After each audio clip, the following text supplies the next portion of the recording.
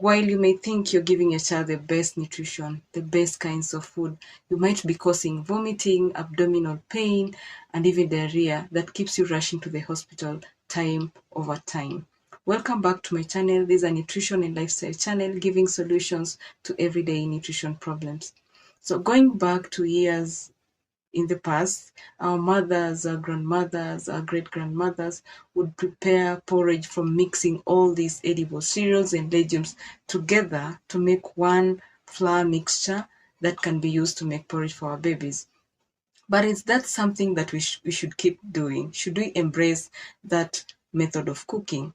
In this video today, we are going to talk about complementary feeding, and specifically we are talking about how to prepare porridge for your child. So I want us to use an example so that you get a very good explanation of this concept. So when you're preparing porridge, especially for women in the village, they love to add raw beans into the flour. So you have your millet, your sorghum, or your maize flour, and then you enrich it with beans. So usually, how long does it take for beans to cook? It could go to 4 hours or more. But then you want to add these beans into the sorghum, into the millet flour, and prepare it for 30 minutes and give it to your child. And then would you still wonder why your child has diarrhea, why your child has abdominal pain when it's obvious that the beans are undercooked? Perhaps you're wondering, now what do we do? When you're preparing complementary foods for your children, for your babies, you need to consider hygiene, very important. What foods you're giving, what amount, how frequent. So in this video, we are focusing on what type of foods. So when you want to give your child the best nutrition, of course, you want to think about the legumes, you want to think about the cereals. But the idea of mixing them together limits you from knowing which kinds of food your child is allergic to, which kinds of food are causing vomiting or diarrhea in your child. So it's important that you embrace new methods of cooking.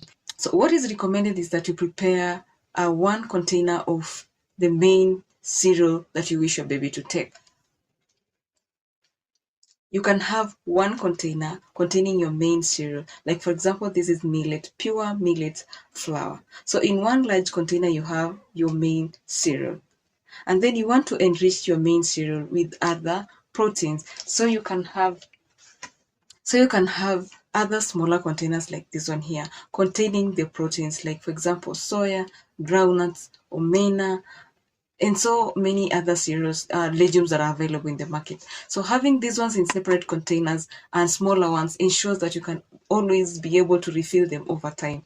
You want to prepare your main cereal like the millet and then enrich it with the groundnut for today, enrich it with either soya for tomorrow, omena for the other day, so that you can be able to alternate this variety of foods to ensure that your child gets the maximum nutrition out of these foods. Also, at the same time, you're able to monitor the reaction to these foods. The way a child would react to soya does not mean your child will react the same way. So children are different. Prepare these foods separately so that you're able to monitor allergies. And for example, if you notice diarrhea or vomiting when you have prepared a certain food, for example, soya, then you can easily know that your child might be having problems with soya.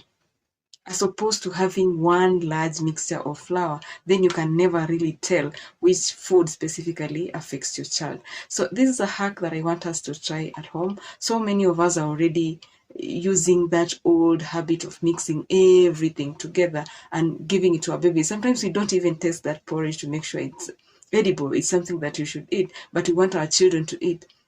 And therefore keep on and in and out hospitals because of these symptoms and signs and symptoms that I've already mentioned. So to prevent all that, to prevent eventually preventing malnutrition, you need to embrace new ways of preparing meals for our babies. For example, like this hack that I've given in this video today. This video is a bit different from the other videos that I've done. I've always done about weight. We've talked about diabetes and all these other diseases. We've never talked about complementary feeding.